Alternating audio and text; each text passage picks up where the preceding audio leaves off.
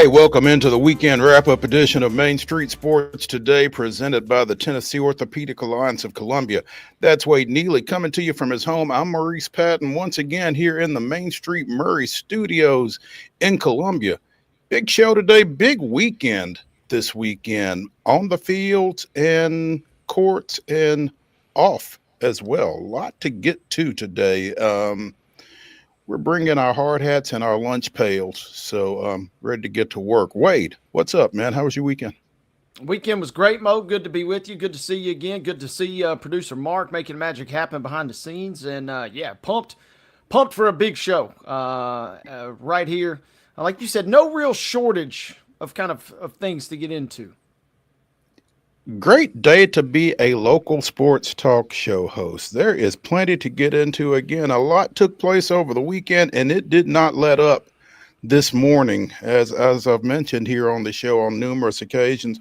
One of the first things I do when I get up is check my phone, and there was news popping as soon as I woke up. So we're going to get into all of it here in the next bit. In the second hour, we'll be visiting with TERESA M. Walker of the Associated Press to get into some of that morning news. In particular, we'll be talking little Titans, or a lot of Titans, with TERESA as they get ready to open camp tomorrow, minus a key figure.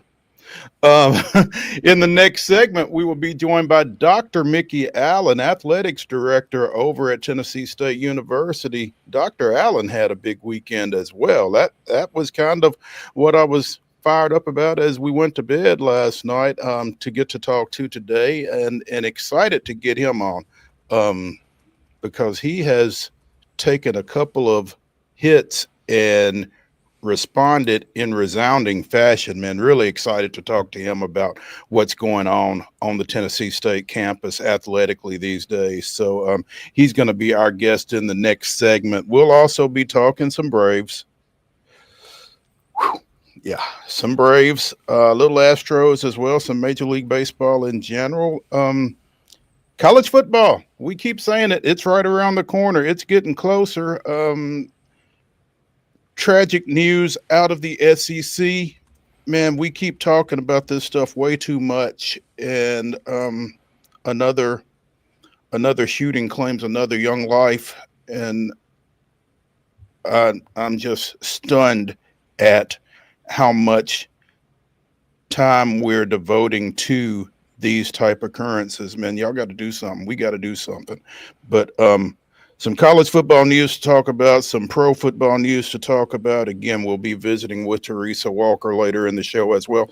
And again, it is the weekend wrap up, which means we got to talk about Nashville Soccer Club. Also got to talk about the WNBA All-Star Weekend, a little golf, and a little NASCAR. So plenty to get into here over the next couple of hours as we talk local, regional, and national sports topics, and really, again, fired up to do so. So, Wade, should we get started?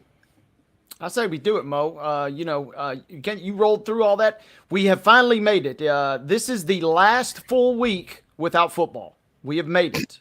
So if we can make it just to that Hall of Fame game next Thursday, we have officially arrived. So we've survived the summer. We've kind of guided our way through it. But don't worry, folks. Football is on the horizon. If we can just make it one more week.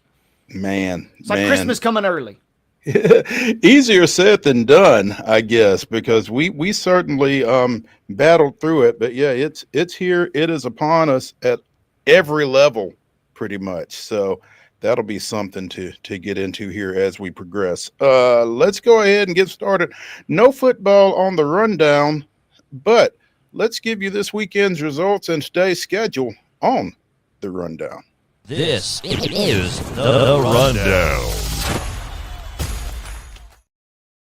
Monday rundown upon us, folks, and you know what that means. Each and every single Monday, our rundown is brought to you by our friends at Zion Christian Academy. ZCA offers a faith-based, Christ-centered education right here in Murray County. So give them a call today. That number is 931-388-5831, or you can visit them online at zioneagles.org and schedule an appointment today. Once again, Zion Christian Academy, prepared for college, equipped for purpose. Major League Baseball results from Friday night. It was the Atlanta Braves open in the second half with a 7-3 win over the visiting New York Yankees, minus Max Fried. had some blister issues and could not go. And the Braves took full advantage of the Yankees' bullpen start there. 7-3, the victory down at Truist Park. Houston falls in its opener to the second half on the road as the Seattle Mariners down the Astros 6-1. In minor league baseball action at First Horizon Park, it was the Nashville Sounds winning a rain-shortened 6-1 victory against the visiting Indianapolis Indians. Let's roll into Saturday. Major League Baseball scores coming your way. The Yankees defeated the Braves 12-9 on Saturday, and the Mariners defeated the Astros 7-6. Nashville Sounds did bounce back or continue their streak versus Indy with a nice win. A little 3-run victory there, 7-4 in favor, again, of Nashville over Indianapolis. MLS action, we touched on it a moment ago. NSC with a nice victory. 1-0 was your final. Got to go early. Made it hold up for the remainder in that victory at home. WNBA All-Star game, points aplenty, but it was Team Collier defeating Team Clark 151-131. Sunday action in Major League Baseball. It was the New York Yankees doubling up the Atlanta Braves 4-2 despite home runs from first Matt Olson and late Ronald Acuna Jr.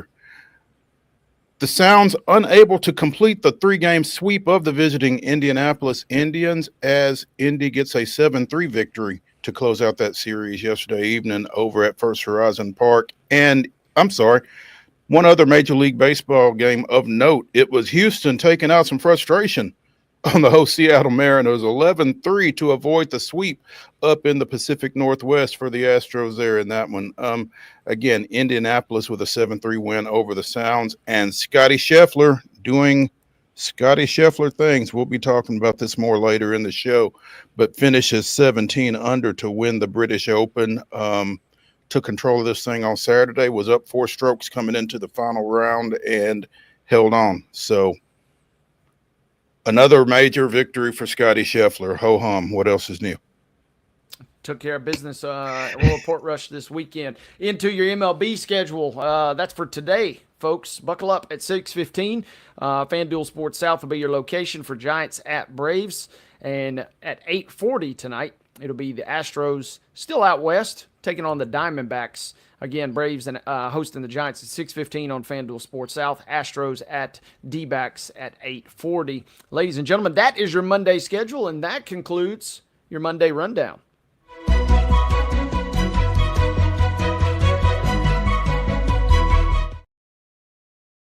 Your top story brought to you as always by the fine folks at Piggly Wiggly in Neely's Mill in Columbia. Be sure and check out their delicious daily deli lunch options available from 11 a.m. until 6 p.m. Also, their hand-cut meats, and everything is cost plus 10% at the cash register. Piggly Wiggly, Neely's Mill, Columbia, bringing you our top story. We talk a lot on this show about windows, and we're not actually talking about the physical glass structures, but those Microsoft opportunities.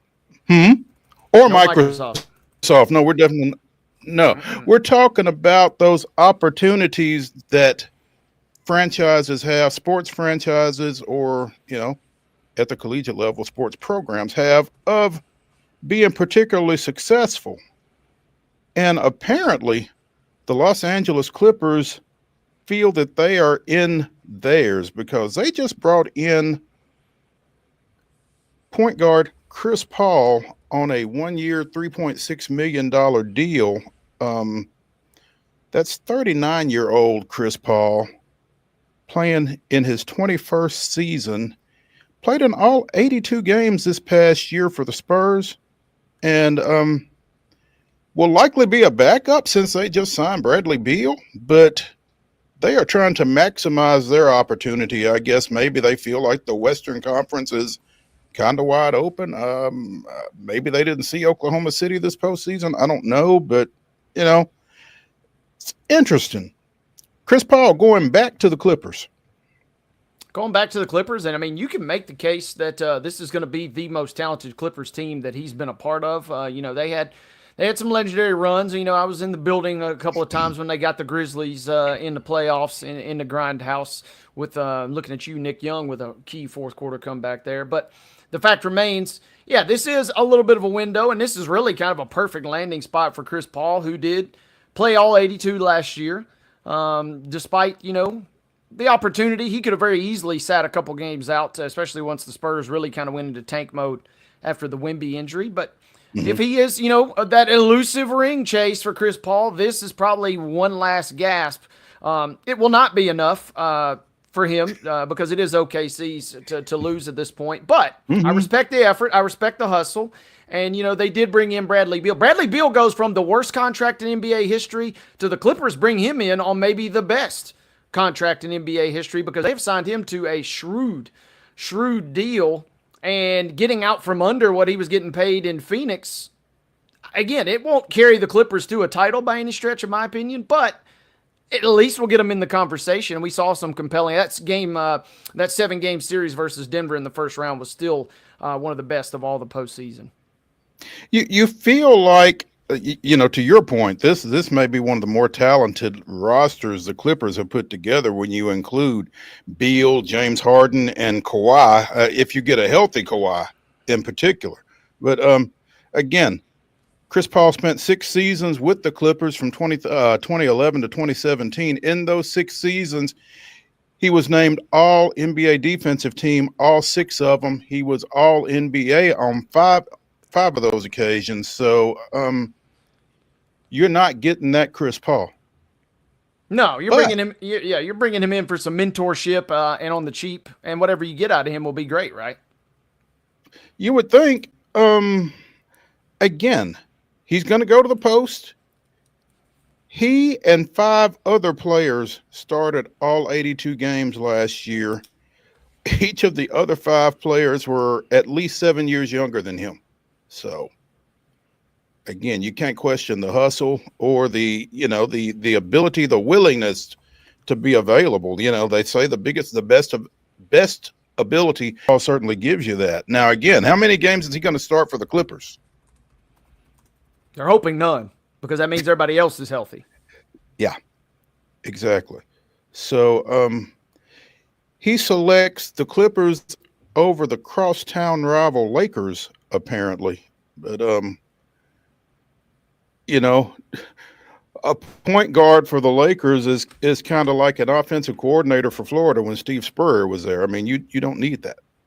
So this is probably a better fit for him, and it's a better fit for the Clippers. So I'm just intrigued by this at this point of his career. Kudos to him for taking a look and saying, "Hey, I'm 39. I've not won a ring. I'm not going to start anyway. I might as well go somewhere where I've got a chance to contribute to a winning team that's got a shot." Now, again, your defending NBA champion resides in the Western Conference, Oklahoma City, and they've not done anything that makes you think they're taking a step back in 25-26.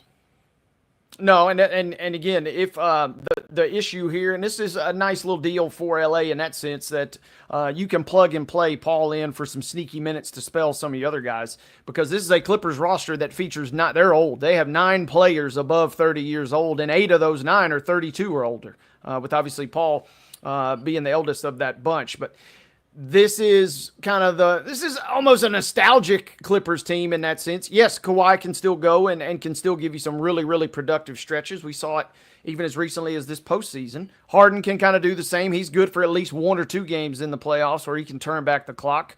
But Beal kind of coming in was the big piece for them in terms of maybe solidifying some things. But yeah, they are long in the tooth, and maybe that's what they're banking on is, we're not the most talented. We're not the youngest team, but we're hoping that our veteran leadership, and if we're strategic with the way we kind of manage our load, we might be able to outsmart you in some of these key situations down the stretch. You got to feel like experience counts for something, right? It does until you play the Thunder or the Nuggets, most likely. And then, it really doesn't matter at that point. Yeah. So you feel like third is pretty much their max out in the Western Conference. Third feels they up can for get grabs. there. Yeah, if they stay healthy, third very much feels up for grabs for them if they play well. I mean, the Rockets are going to certainly be in that mix. The Lakers, who knows? Maybe I don't know that the Lakers will be able to sustain what they did in the second half of this season over the course of 82 games. Maybe I'm wrong. Maybe Ayton has a fantastic year and really plugs the hole there.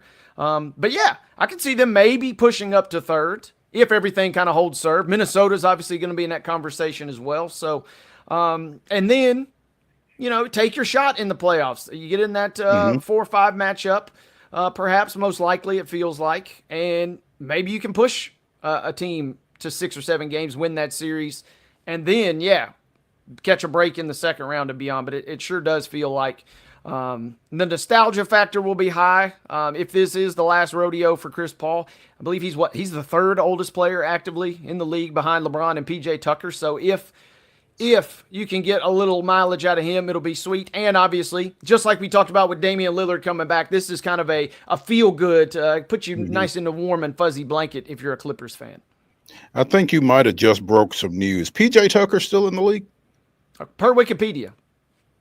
Okay.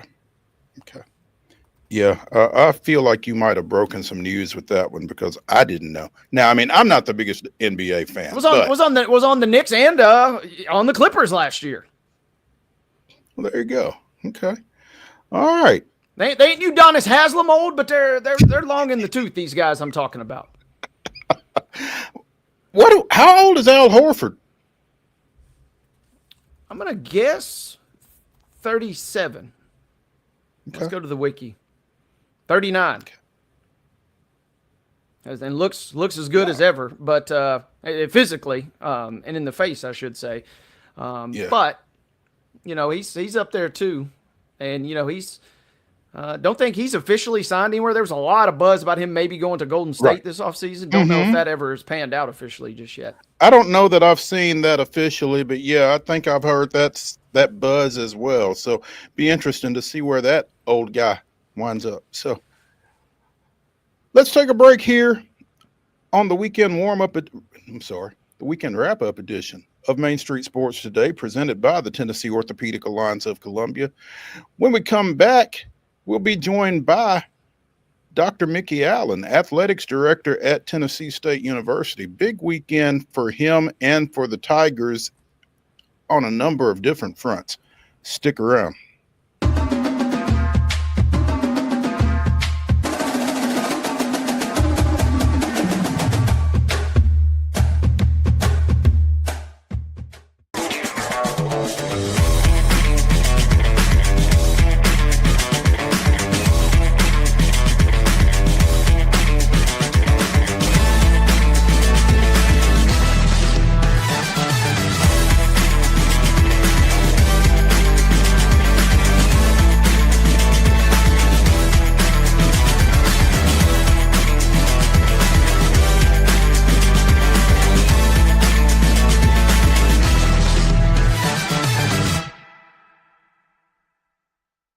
Deep in a forest at Nashville Zoo, new creatures here for you to view. Phantoms graced in black and white swing high in trees of dappled light. In rocky crags, tall and steep, small antelopes with nimble feet. A wise old man with beard of white, a sentry perched on stony height. Amidst it all, a hunter lies, with coat of gold and steely eyes. A new adventure just for you. Leopard Forest at Nashville Zoo. Open now. Busy bee, yeah, busy bee. If you need Hold on, y'all, hold on. I need to make a call. Hey, this is Brianna with Busy Bee. I'm giving you a call to let you know your technician is on his way. 833. Bee, oh, busy bee.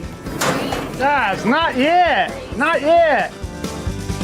Busy bee, oh, Now busy I'm ready, bee. guys. Call 775-7833. Custom Stone Handlers supplies over 600 distributors and suppliers with quality stone products. Along with Riverstone, we produce and distribute over 100 building, landscape, and other bulk products. Our goal is to provide quality products, service, and partnerships to ensure our customers' success. We firmly believe the measure of any person or company is how you treat other people and customers. Give them a call at 931-490-4990 or visit CustomStoneHandlers.com.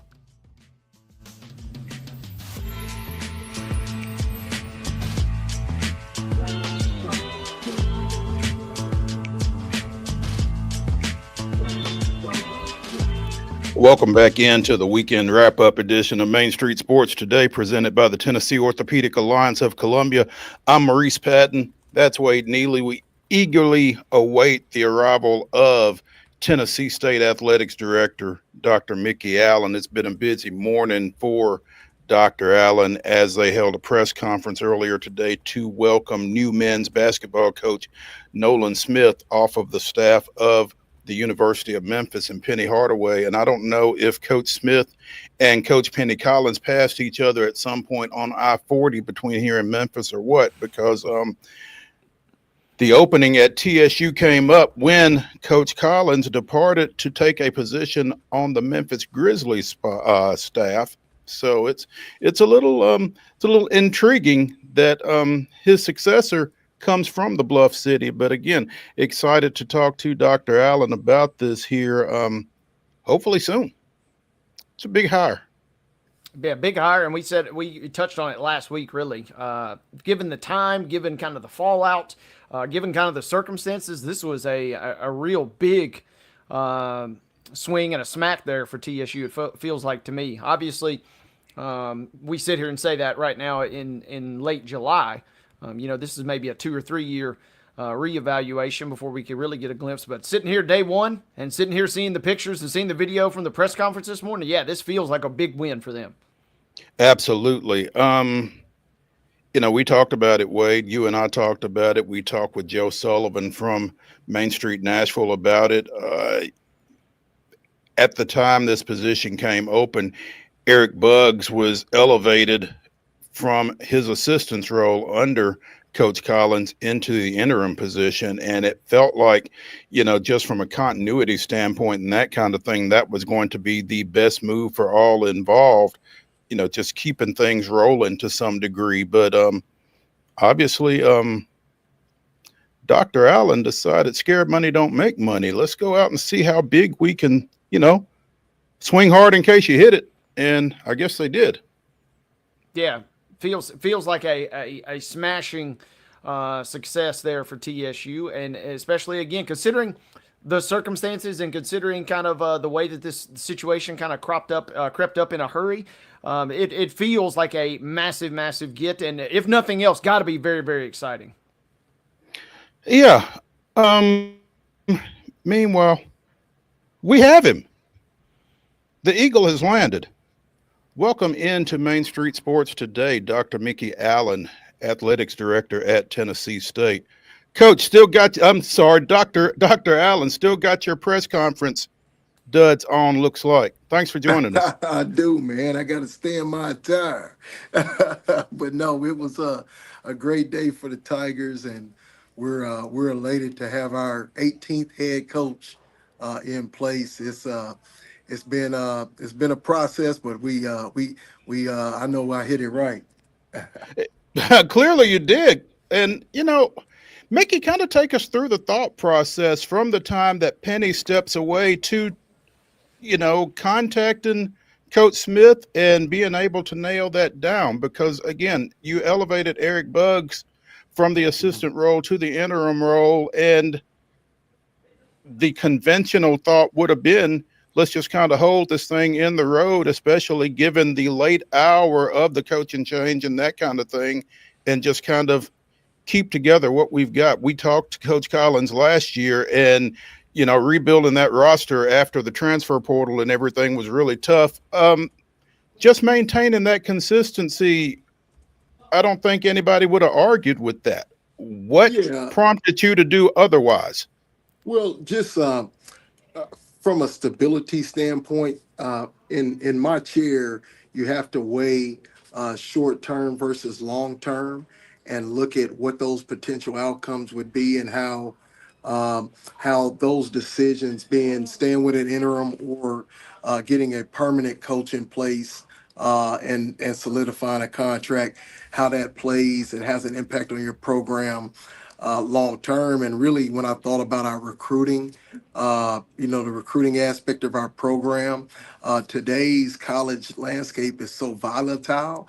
And so, you got the NIL, you got the revenue gen space. You don't want a situation where you're going through the year with uncertainty on year to year. Is this going to be the guy long term?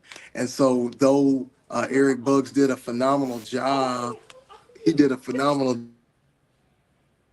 yeah, he did a phenomenal job. We definitely appreciate what he did with the program, but I just felt if we could get in the marketplace, and Nolan, through my network, we had some conversation when I first contacted him. He said this was a dream job. That resounded well in my ears, and I was like, hey, when you got an opportunity to get a Nolan Smith, you go for it, and you go after it with intent. And there was mutual respect for where he was as a rising star in this league, and for our program. There was also reciprocation in terms of his energy and what he thought this opportunity could mean for his career, and how he could advance us forward and take that next step. Mickey, considering Mickey, kind of where we're at in the calendar, Mo and I just talked about it, feels like a smash for you guys. And then also considering, it sounds like he was the first choice, and you guys were his first choice. Was there a second or third choice, or maybe can you give us some insight to what maybe the logic tree was, kind of if it didn't pan out with Nolan? Yeah, we had a lot of great candidates. Though it was a unique time in terms of when Coach Collins informed me that he's going to be transitioning to the Grizzlies. You typically are not hiring a basketball coach in July. That goes on during the Final Four, sometimes in March and April. But you take each situation. I mean, I went through it with Coach George. I mean, you're typically not hiring your football coach in March, but you navigate accordingly, and then you weigh all your options, and you look at your prospect pool, who fits. Your current roster, who fits your campus. You go through that process, and you do the vetting process with your president, because you want to make sure that the academic and athletic initiatives and mission align, and that there's alignment there. And so we took all that in consideration.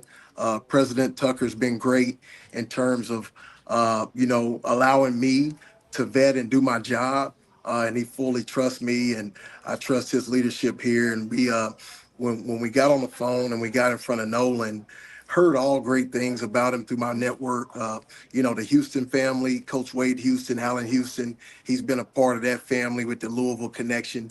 They're like, Uncle Wade, I mean, he's like a play father to me. Allen Houston is well, play brother. And so that made a huge impact in terms of what they felt about Nolan. Then my brother's an NBA coach. Chasen Allen, he's with the Phoenix Suns. He's been with the Milwaukee Bucks. He's been in Washington. So we spoke in terms of X's and O's, style of play. But then, man, when you get on the phone with Coach K, you stop, drop, and roll. You don't just stop, drop, and roll. You listen, and you're all ears. And when he spoke of Nolan, and how Nolan, he's placed him, when he placed him at Duke, and he allowed him to learn as a Dobo and just as an ops, and just work his way up. He wanted him to learn all aspects of the industry. And he says, hey, Mickey, he's ready. Your hair stands up on your arms. We talked an hour, just getting insight from him, and knowing that he's going to be with Nolan lockstep in terms of his process, and getting us to the next level. The Duke family's in on this. Yep. how in are they? Any TSU Duke games coming out of this? Oh man, well, that would be awesome. I know Dana gave them a run for their money. They lost by 10 points. I want to say like around 2016, 2015, 16, somewhere in there. But it'd be phenomenal. Nolan wants to play his teammate John Shire, so we do anticipate that could come about sooner than later. But we talked today. We're playing Tennessee this year in Knoxville, which that's my alma mater, Mhm. one of my alma maters. We're looking forward to that. And you got to play the best. You got to get your brand out there. You got to be relevant. And when you play those guaranteed games, you got to be competitive. Dr. Mickey Allen, Tennessee State University Athletics Director, joining us here on Main Street Sports today, presented by the Tennessee Orthopedic Alliance of Columbia. Mickey, back in the day, they used to say that ADs always carried a short list of coaching candidates in their back pocket. I guess with the advent of the iPhone, maybe it's on a notes app now. But is that accurate? I mean, did you have, in the Yeah, worst case scenario, some names in mind if something like this came down? yeah. Well, all ADs, you're supporting the coach at the helm at the time, but uh, I would be. I mean, if you're in this seat, you better be knowledgeable about what's going on in the collegiate landscape, who's out there, who's hot, who's doing a great job in terms of building a program or maintaining momentum. And at our level, you're looking for who's really making a lot of inroads in terms of recruiting on either Power Four staffs, mid-major staffs, etc. And so you want to be keenly aware of what's going on around you, but you want to make sure that if you have to make that move, you have options, and you do have a short list, and you talk about it. There's search firms out here, and these guys, they're out here, but you want to make sure it's a good fit for the institution, and so that's what we did. You mentioned it a little bit ago. You talked about Eddie George and Yes, sir. and the timing of his departure to Bowling Green. And I'll just tell you, I don't know how you came on Reggie Barlow, but that just to get these two hires within 4 or 5 months of each other, man. I admire the job that you did with those two jobs, Mickey. I just do, just I, because I you could appreciate it, Marvin. you couldn't have seen either of them coming, Yeah, yeah. and to bounce back in such a manner as to get a Reggie Barlow with the resume that he brings to Nashville, and then to follow that up with today's official announcement of Nolan Smith. That's just some fantastic work from an AD's position, man. I hope you get all the kudos you deserve for that. Well, I appreciate you, and man, you've been around this industry, and you've seen the ebbs and flows of it, and different things happen. And so I've just had great mentors, and I'm a people person, so I got a good network of people I trust, from Coach Former to David Cutcliffe to NBA coaches. I'm all over, and it's expansive, and even high school. Played for the great Carlton Flat, which you covered, Reese, and so but everyone that's in that network and in that loop, they all are strategic thinkers, and they don't react. They're always proactive, right? And that's what I've learned. You have to be proactive, and you have to make sure that any move you make in this space, you're doing it for the sake and the well-being and the advancement of the program, but more importantly, the young people, the kids. So anytime this with Eddie, and when we went out and got Reggie Barlow, the clock is ticking, man. The window is ticking, Hmm. and it doesn't matter if you got an interim. And I was the interim at that time, and the reason I said, hey, I'll step in as the interim, I put my whistle on, man. I was in the workouts, me and the prayers, we were Let's go. working at President Tuck, but I did that because I just knew that. Eddie George was going to, he was familiar. It was his first head coaching job. So more times than not, what's he going to do? He's going to take his entire staff with him. And so, what you don't want to do is, put someone in an interim capacity that might not be there the day after he leaves or the next day. And so it's a lot of variables, but you want to make sure that you're doing it within the right context of what you want for the kids, but you know that clock is ticking, man. And so just been blessed, man, to get these two special individuals. Reggie just completed his staff. I mean, man, he rounds out with Shannon Harris. He won the UFL championship with the Defenders. You got Greg Williams, Super Bowl champion coordinator. Dexter Jackson, Super Bowl MVP with Tampa.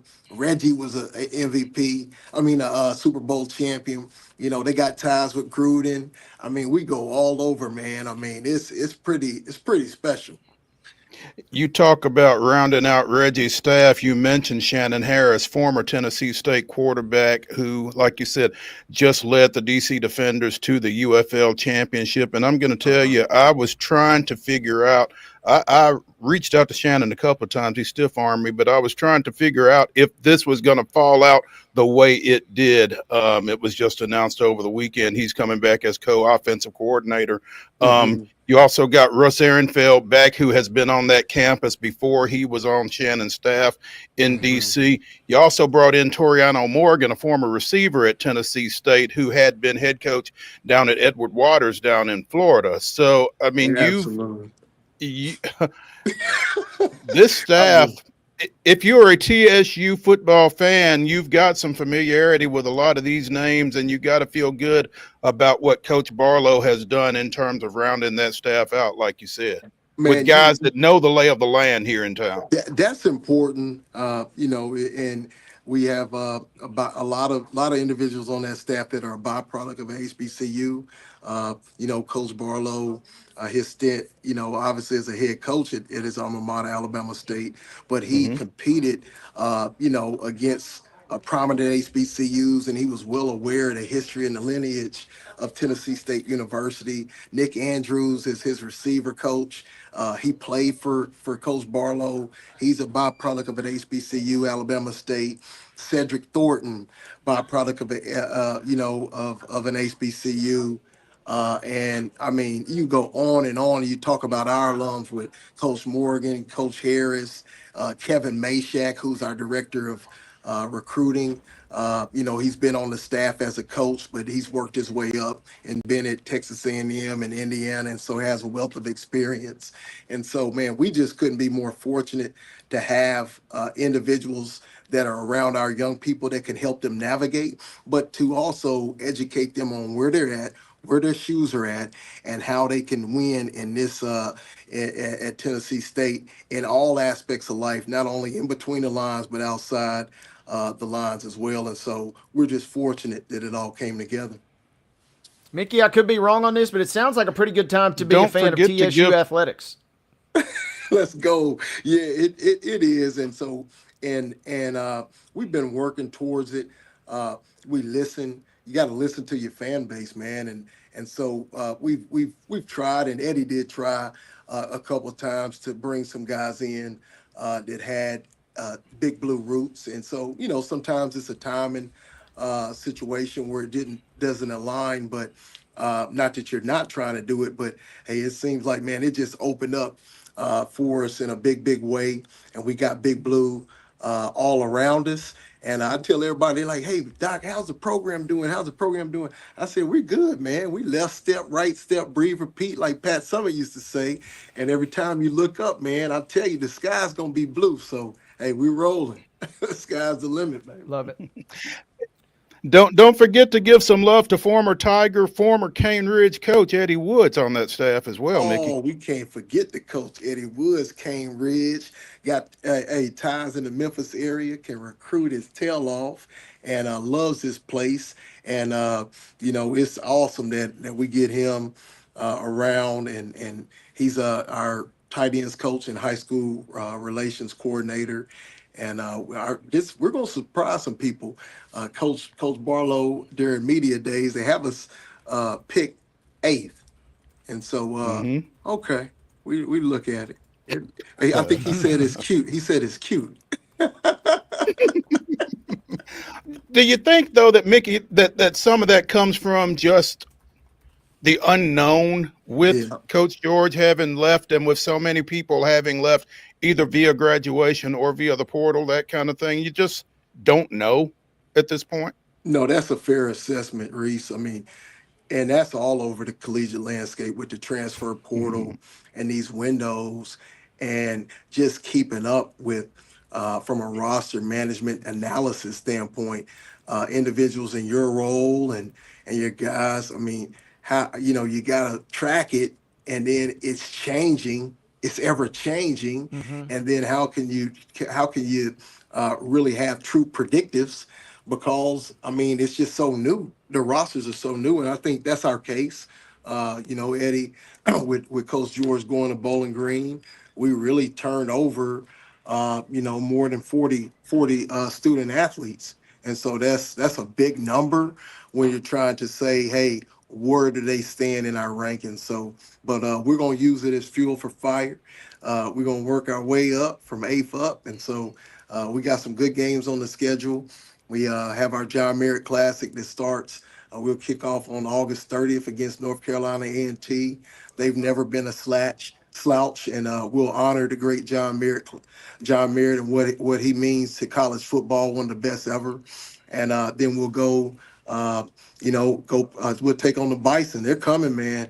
FCS national title at national champion. We'll play them here. They'll probably bring more than 8,000 fans. They do tailgating, and they do it all. I've been around it. Being on the FCS football committee, I was at the national championship game. And they really got a good brand, and we wanted to play them. We played them last year, didn't fare well, but we feel we'll play them very well. Be a good football game for all football purists to come see on September the 6th, and then we'll take on Alabama A&M on the 13th, and then we got Howard for homecoming, man, on October the 18th. So it's rocking. It's a great You've time. also got Tennessee Tech coming in to open OVC Big South play on September 27th. Yes, Tech picked sir. to win that conference, so Mhm. you get an early chance to prove that eighth is cute, as Coach Barlow Uh, said. uh, yeah, and Coach Wilder, he's done a great job. At Tech, very very early here. I want to say he was at Old Dominion, right? Did a great job there, and that community is a very tight knit community. They want to be good in football. They want to be good in everything that they sponsor, and so, but we do too. And Mm-hmm. we're challenging our folks to make sure. Yeah, I was gonna say, yeah, we're challenging our group and our stakeholders to make sure we're relevant in terms of the investment, season tickets, supporting uh, our foundation, but also supporting our young people coming to school here. And President Tucker, man, he has an initiative, man, and and there he is right there. That's how often you get the president of the University of the great Tennessee State on this morning in Oh, the interview. Look at that. How y'all doing? oh, Dr. Tucker, What's thanks for happening, Doc? joining us, man. We Well, you just gave me appreciate a it. Like promotion. that You just tie. gave me a promotion when you called me doctor. So hopefully that Oh, will translate to I, my compensation. But well, I'm I don't have sorry. a PhD. Well, Mickey's a doctor, so I figured he was hanging with doctors. My bad, Oh, sir. and But look, Doctor, I mean, he's got so much acumen, man. From business acumen, it spans across. I'm learning from him. That oh, I don't bet mean you. nothing, man.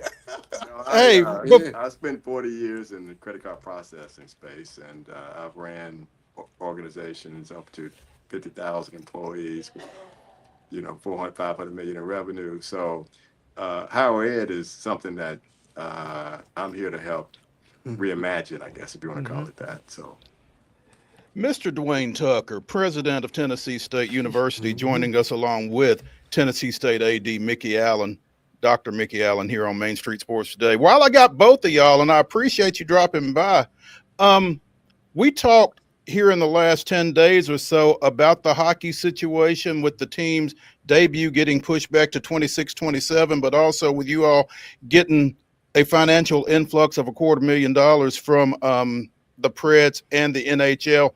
How are you feeling right now about the hockey situation and actually getting them to the ice here in the next couple of years?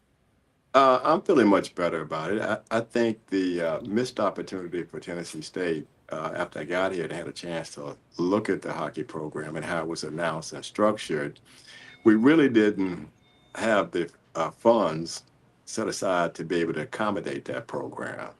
So with that one, the last thing we wanted to do with the other financial challenges that we had was to make the financial challenges worse. So we wanted to make sure that we could raise the money. So the benefit of what the Predators are doing and others, it carries the expense associated with the coach and travel, and allowing us to really do it the right way this time around and ensure that we can raise the money to cover the scholarships, the operating costs associated with the practice, and being able to travel. If we're going to do it, I'm a big believer, let's do it in a first-class manner. Let's don't start something and then end up like some other organizations where, since you didn't plan for the money or raise the money up front, then you have to shut down the program 2 years later. We don't want to do that with hockey. So I'm excited about the fact that we're making progress, and I just think we need more time to go out and identify the donors, and I think there's quite a few out there, then make sure that we open up with all the cash that we need to do it in a first-class manner. That's awesome. Hey, sound like you got a doctor to me, huh? Hey, Yeah. without question. Yes, Mickey sir. Allen, Dwayne Tucker from the campus of Tennessee State University joining us here on Main Street Sports today, presented by the Tennessee Orthopedic Alliance of Columbia. We got a bonus, y'all. We appreciate it. Thank both of y'all for joining us here, and look forward to catching up with y'all again soon. Well, thank you. Thank you, Maurice. Appreciate all you do. Okay, guys. Thank Thank you. you guys. We'll See talk. you soon. Let's take a break here on Main Street Sports today. When we come back, we will continue the weekend wrap up, talk a little baseball. Stick around.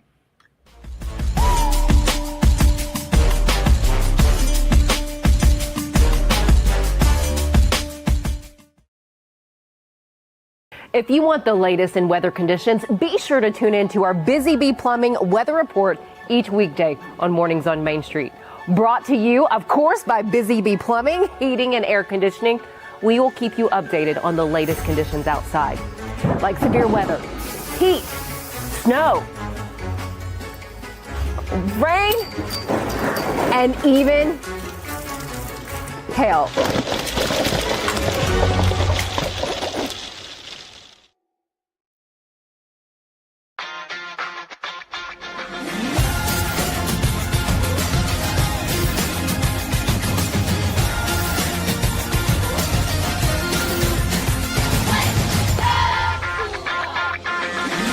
Zion Christian Academy at zioneagles.org or 931-388-7531. You can schedule your appointment to visit their beautiful campus. Again, zioneagles.org or 931-7531 to schedule your visit today.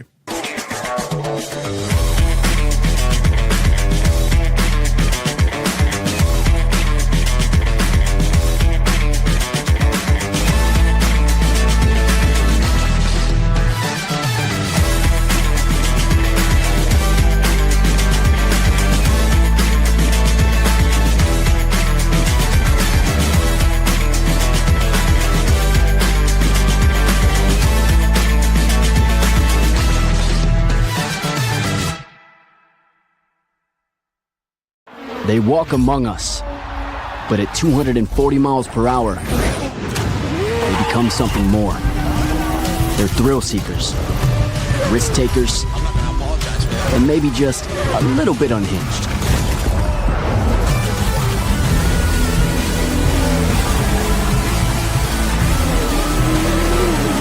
Buckle up.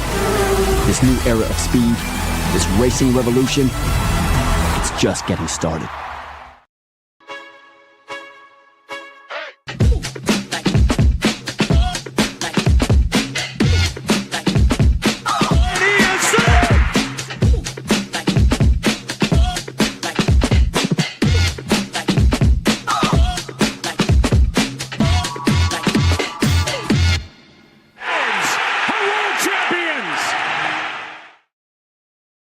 July 21st, 2007, Cairo, Georgia native Willie Harris matched a franchise record in the Braves' 14-6 win over visiting St. Louis.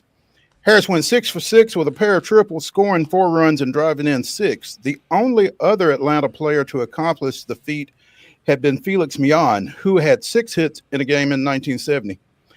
Harris became the 25th player in 50 years to notch 6 knocks in a 9-inning game. It was the first and only season Harris spent with the Braves in a 12-year Major League career that also included time with the Orioles, White Sox, Red Sox, Nationals, Mets, and Reds. He's currently manager of the Daytona Tortugas, Cincinnati's single-A affiliate. That was this day in Braves history. No triples yesterday for the Braves, as they went down relatively quietly, as has been the case most seasons, most of the year, dropping a 4-2 decision to the visiting New York Yankees. At least it wasn't another one-run loss, I guess. But tough weekend after they opened with a 7-3 victory on Friday night, again taking advantage of Max Fried's inavailability because of blister issues. The Yankees had to go with a bullpen start on short notice, and the Braves showed some offense in that one, showed some offense Saturday. But while they were showing offense, the bullpen was offensive. Joey Wentz goes 4 shutout innings, leaves the game with a 5-0 lead. They lose 12-9. Bullpen gives up 12 runs in 5 innings. That's not winning baseball. And that was a tough one again. You scored 9 runs. Ozzie Albies homered for the second straight night. Michael Harris homers, but perhaps more significantly, he also draws a walk, his first since May.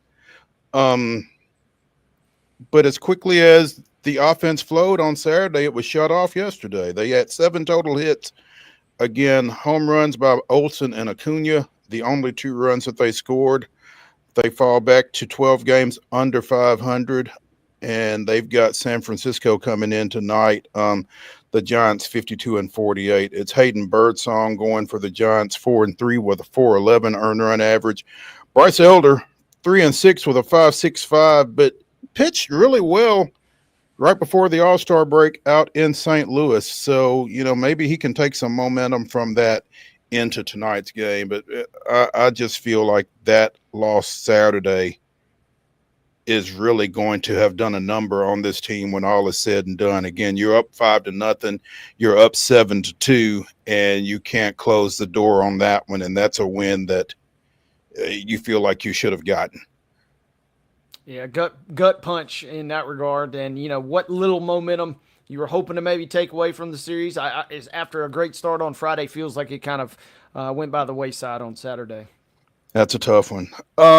Good news. Well, a couple of good pieces of good news. The Braves did call up veteran catcher Sandy Leon from AAA Gwinnett and designated Stuart Fairchild for assignment earlier today. So carrying that third catcher tells me that folks are getting more comfortable with the idea of hitting both Drake Baldwin and Sean Murphy on a daily basis, which is probably something we should have been doing 2 months ago, but hey, who am I and what do I know? Anyway, trying to get some extra offense in this lineup, because with the way the pitching is going, you're going to have to be able to win some games 9-8, looks like, and having both Baldwin and Murphy in the lineup is going to get you a lot closer to being able to do that, I would think.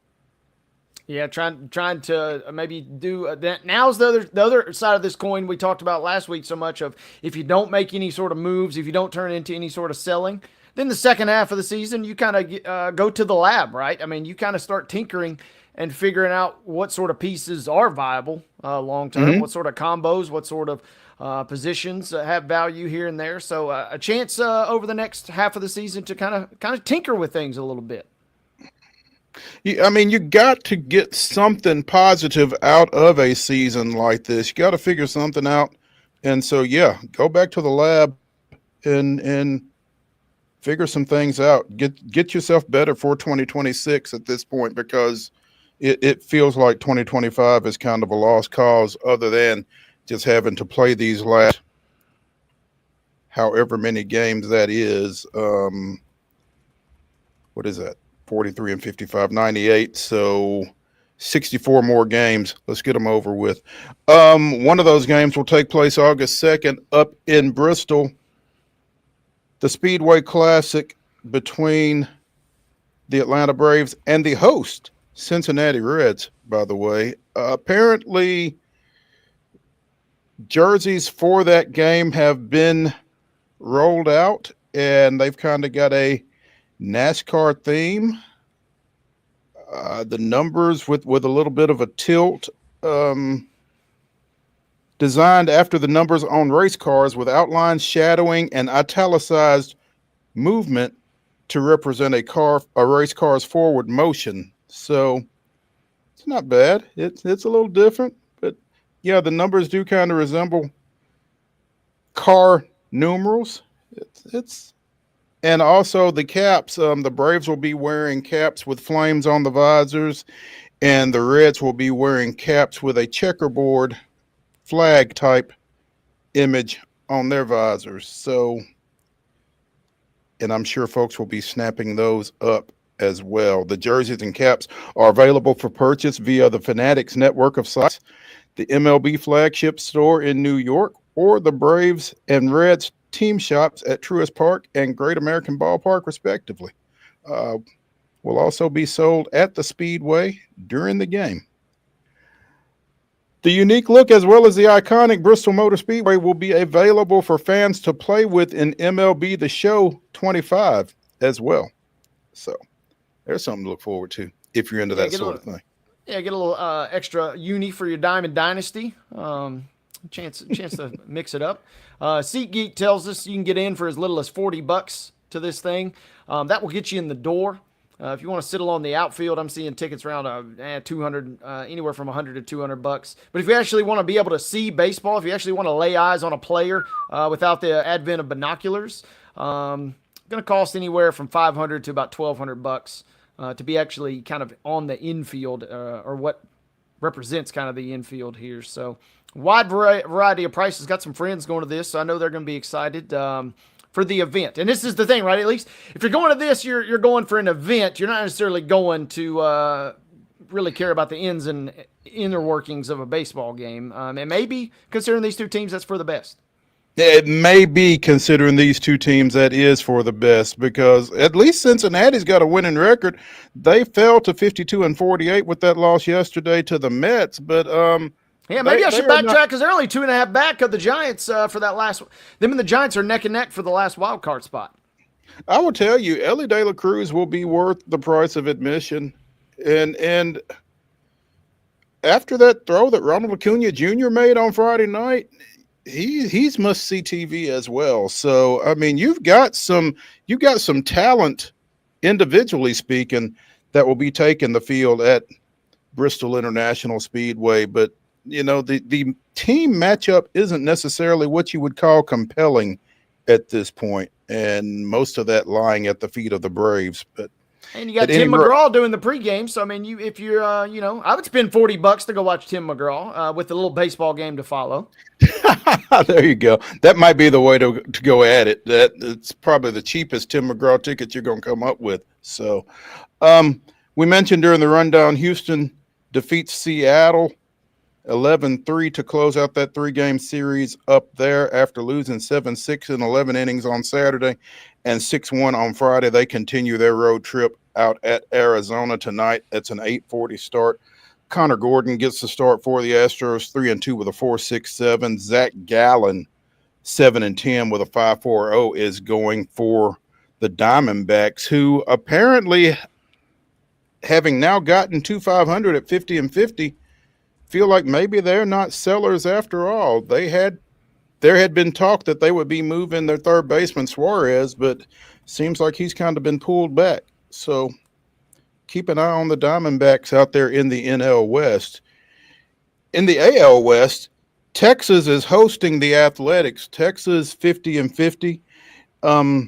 It'll be Jacob Lopez for the Athletics, 3-5 with a 4.20, and Jack Leiter, former Vandy boy, 5-6 with a 4.37, going for the Rangers. But I mentioned the Rangers particularly because they got a fantastic start out of Kumar Rocker on Saturday night, maybe the best of his major league career to this point. Went 5 2/3, no hit.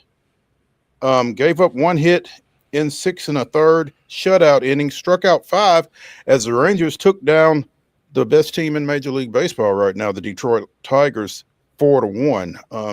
Detroit won yesterday to close out that series, but obviously a huge start for Kumar Rocker and ideally a sign of things to come for that former Vandy boy.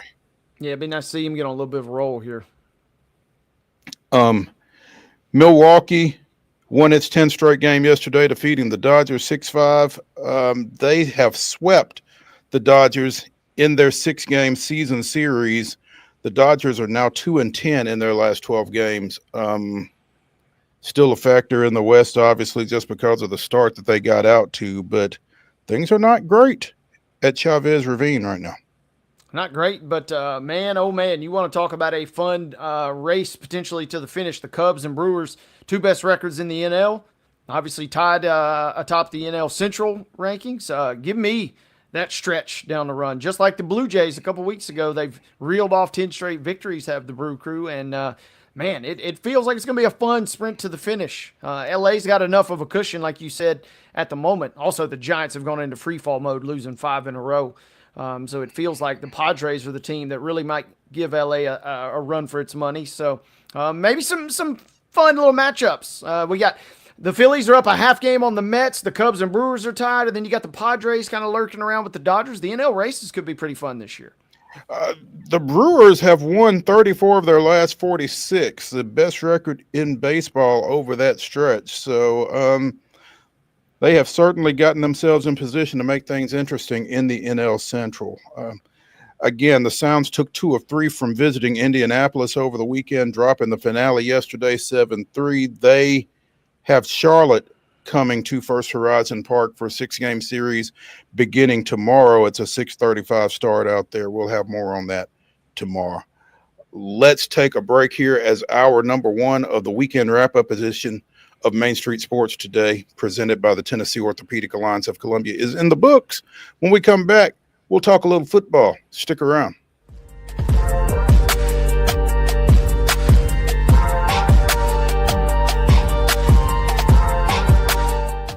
Jones & Lang Sporting Goods here in Columbia has been outfitting teams, officials, and anybody else from T-ball to college for 50-plus years. Be sure and check them out at 931-388-8060 or online at jonesandlang.com. Jones & Lang Sporting Goods, the look of a winner. Zion Christian Academy at zioneagles.org or 931-388-7531. You can schedule your appointment to visit their beautiful campus. Again, zioneagles.org or 931-7531 to schedule your visit today.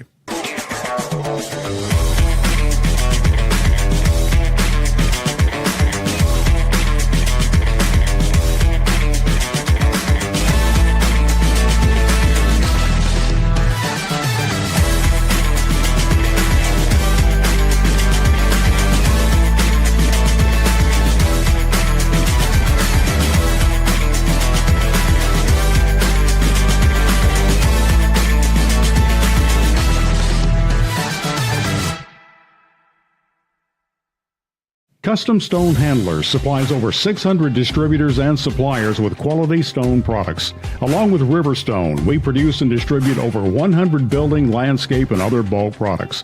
Our goal is to provide quality products, service, and partnerships to ensure our customers' success.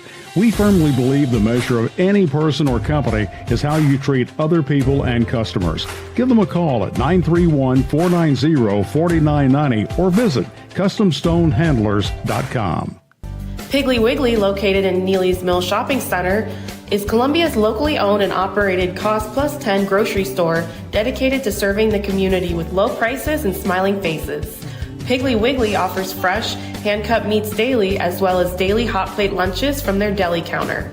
You're certain to see smiling faces and a helping hand when you're here at Piggly Wiggly. Come by and check out our fresh produce, high-quality meats, and more. Down home, down the street, we'll see you at the Pig.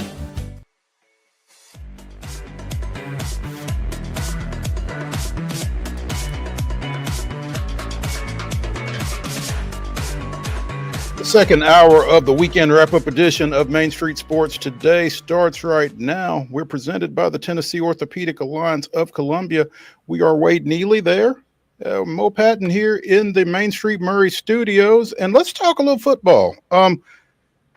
Again, the Southeastern Conference Media Days wrapped up Thursday. And one of the last coaches to speak was Mike Elko from Texas A&M. We mentioned earlier in the week the little mix-up with Steve Sarkisian and the University of Texas and Texas A&M's fight song.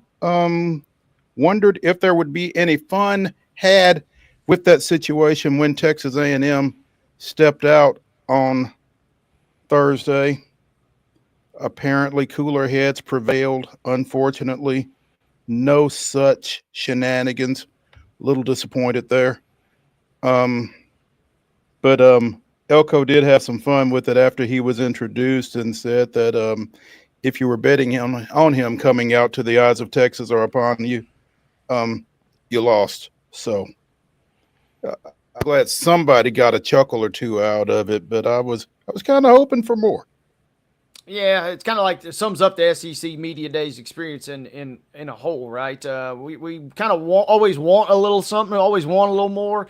Don't always get it. And yeah, this would have been nice. It could have been kind of nice, little playful banter because, man, as bad as Texas absolutely throttled A&M last year, the build up to that game was out of this world, and it would have been just as exciting to kind of see that continue. But it felt a little cheated. Yeah, exactly. I like I said, I was a little disappointed that they didn't have a little extra fun with that. But hey, such is life, I guess. Somebody screwed up with the Texas A&M fight song heading into the Texas media availability. You don't want to make that person feel any worse. I don't guess. I don't know. Yeah. We think, right? I mean, this is the one league where I want to acknowledge we had the wrong music. It's the one league where that it's not out of the realm of possibility Yeah, exactly. that some shenanigans going to got on. I want to acknowledge we had the wrong music played after I introduced Steve Sarkisian. So mistakes happen, no ill intent there, and we'll make sure we do better in possessing our responsibilities. So said Greg Sankey. So I guess that kind of tamped down any more fun, you know. Again, for those of you who had me walking out to the Eyes of Texas, you lost your bet, Elko said when he took the stage. So, yeah. I don't know that I would have lost, but I don't know that I would have bet on it either, just because sometimes, you know, folks just won't let you have any fun. Come on, Greg.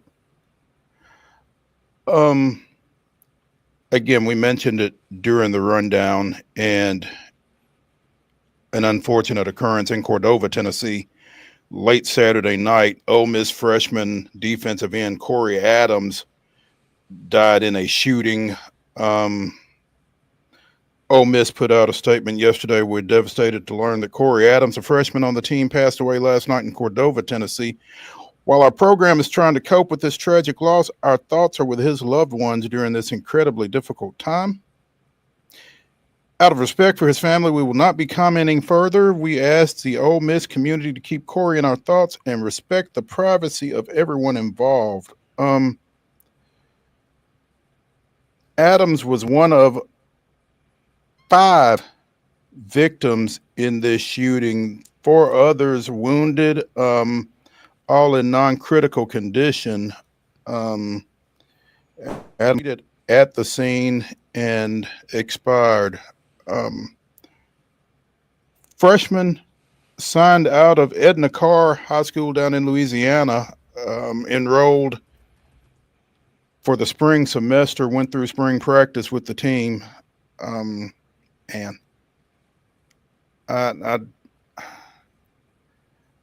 I'm at a loss, and as a parent, as much as anything, I'm just kind of at a loss as to all of the gun violence and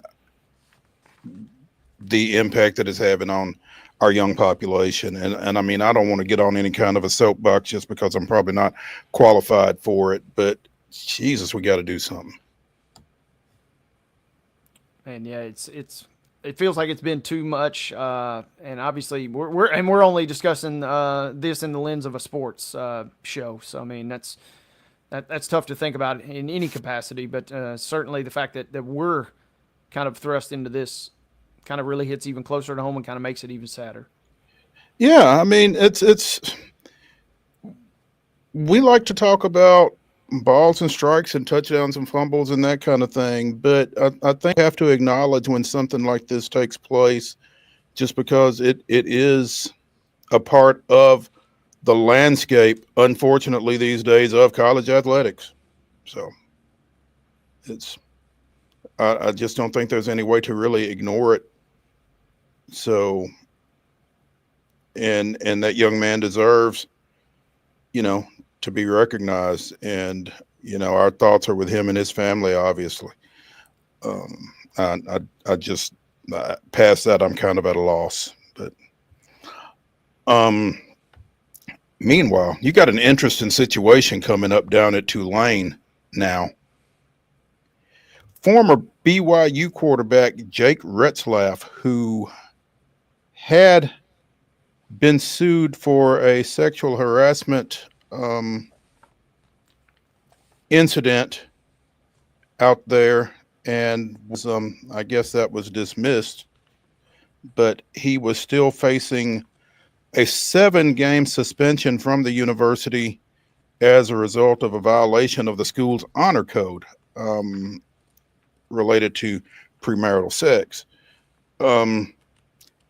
Retzlaff withdrew from BYU. He has now landed at Tulane, is expected to be QB1 for the Green Wave, which,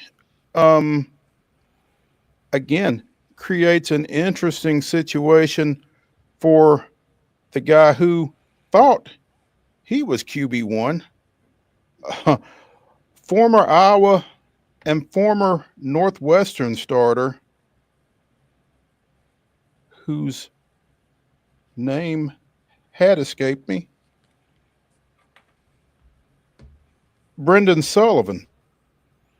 I had started in a couple of Big Ten programs, Iowa and Northwestern, transferred to Tulane, and felt like he was a starter until Retzlaff shows up. And I don't know if that's a battle. I don't think Retzlaff comes in there to be anything less than the starter, but how does that work, Wade? Yeah, I mean, two ways to approach that, right? I mean, if you go PlayStation NCAA mode, you just start the best guy and whoever has the best camp, and you roll about your business. If you kind of put your overall program kind of in the lens there for Coach Summerall, that may not be as easy, So I mean, it's kind of a thin balancing act when you're bringing in a guy, and obviously it's worth pointing out, if this was a walk-on caliber type player, we wouldn't be having this conversation. But the fact this guy can spin it, man, it makes it a little dicey. And I'll be kind of fascinated to see. Tulane is, probably not going to be quite like they were a couple years ago, 2 years ago when they're beating USC, in a Sugar Bowl. But however, they're going to be sneaky good, and they could make a run at the American again this year. And them and Memphis probably have something to say about that. So, kind of an interesting decision and kind of a fascinating kind of little case study here on where they're going to go forward. Yeah, we talked to Jeff Murphy last week from Group of Five Guys, and he did indicate that this Tulane iteration might not be what we've seen out of them the last couple of years, but that was before this news came out as well. Retzlaff threw for almost 3,600 yards and 23 touchdowns during his tenure at BYU. Sullivan, again, has thrown for 13 career touchdowns, 1,778 yards, and during his time at Northwestern and Iowa. 2 years at Northwestern, this past season at Iowa. So not quite 600 yards per season. So it looks, just from a statistical standpoint, like Retzlaff might be a step up for Tulane, but it'll be interesting to see how that plays out. I think it's got to be tough. And I mean, you got to play every day to earn the position. I get that, but you kind of felt like as you looked across the landscape of that QB room at Tulane, if you're Brendan Sullivan, you're thinking, okay, this guy can't beat me. This guy can't beat me. I'm okay. And then all of a sudden the door opens up and here comes a guy who's thrown for 3,600 yards and 23 touchdowns. Like, damn, they keep throwing guys at me. What's up? So, you know, kind of like Mason Rudolph on the Steelers. He's like, all right, I finally got this job won. Well, no, you thought you had this job won. no. But it will be interesting, too. You know, Brendan Sullivan, you mentioned his time there at Northwestern. Tulane, conveniently enough, opens its season at Northwestern this year. So, you know, he's really kind of hoping, all right, maybe if you're going to supplant me as the starter, at least let me get some run in that first game. I got a lot of folks going to be wanting to come cheer me on there. But to the point a minute ago, too, they catch a really, really tough schedule in the sense they got to go to UTSA, who's likely going to be duking it out with Memphis for the title, and they got to go to Memphis. So schedule makers did them no favors with their two toughest games coming on the road. Meanwhile, don't call them athletic. News earlier today came out that the American Athletic Conference is now the American Conference, or simply American, as part of a rebranding effort. They're dropping the athletic, and they have also rolled out a mascot, Soar, the eagle. Commissioner Tim Pernetti says a brand is more than a name. Over the past year, we stepped back, listened, and involved our community. That's how real lasting identity is made. We're not slick, we're strong. This brand defines who we are. Service and mission, driven institutions of higher learning with highly competitive athletics and deeply committed leaders. So again, the American Athletic Conference, the AAC, is now the American Conference. I guess they were kind of concerned about confusion between the AAC and the ACC. So just call them the American and call it good. This is the 13th season for that conference, which again includes Tulane, Memphis, and others. It's interesting. Again, I don't know that we have seen a conference mascot before this. Yeah, I mean, on one hand, you know, this is kind of a two-part story because on one hand, okay, I kind of can get on board with the name change. On the other hand, I don't know, it feels a little like you undermined yourself there with the mascot. And internet seems like it's torn on the mascot. I saw some stuff on this online. Some folks, you know, I kind of thought my initial glance was it looks pretty cool, not too bad. And then some people pointed out that looks like somebody made this on ChatGPT, and I couldn't really argue a ton with that. So I don't know, how does this work other than the conference title game? Is this guy, you know, Soars? He going around to different games? Does he only appear at official functions? Does somebody get hired? Is there a live mascot component? You know, I got a few more questions here if you're going to start just rolling out mascots like this at a conference level. Finally, a little tidbit out of the NFL. Apparently, Desmond Ridder is back in familiar territory after spending last season both in Arizona and with the Raiders. The former Cincinnati Bearcat has signed apparently with the Cincinnati Bengals. So he will be in the mix to back up Joe Burrow with the Bengals. In signing Ridder, they have released former Titan Logan Woodside. So that might kind of dovetail into our next segment. But Ridder, the second quarterback taken in 2022's draft by Falcons, 8-9 starting in Atlanta, 14 touchdowns, 12 picks, 3,500 plus yards. Was traded about this time a year ago to Arizona for Rondale Moore. Released by the Cardinals, signed by the Raiders, who played pretty much everybody at quarterback last year. Played in 6 games with them. But he's now in Cincinnati again.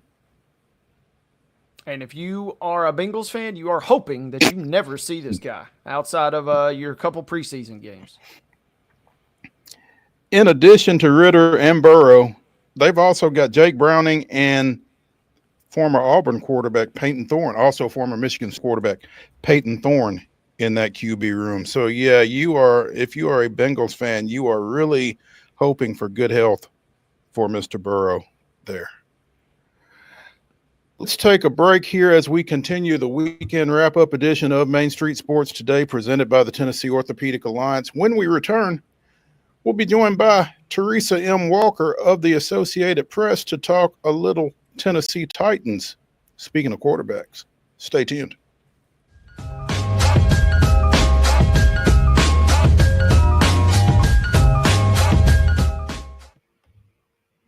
Deep in a forest at Nashville Zoo, new creatures here for you to view. Phantoms graced in black and white swing high in trees of dappled light. In rocky crags, tall and steep, small antelopes with nimble feet. A wise old man with beard of white, a sentry perched on stony height. Amidst it all, a hunter lies, with coat of gold and steely eyes. A new adventure just for you.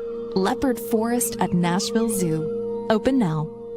They walk among us, but at 240 miles per hour, they become something more.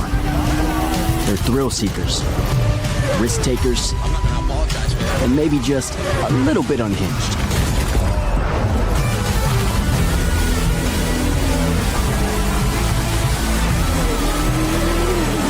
Buckle up. This new era of speed, this racing revolution, it's just getting started.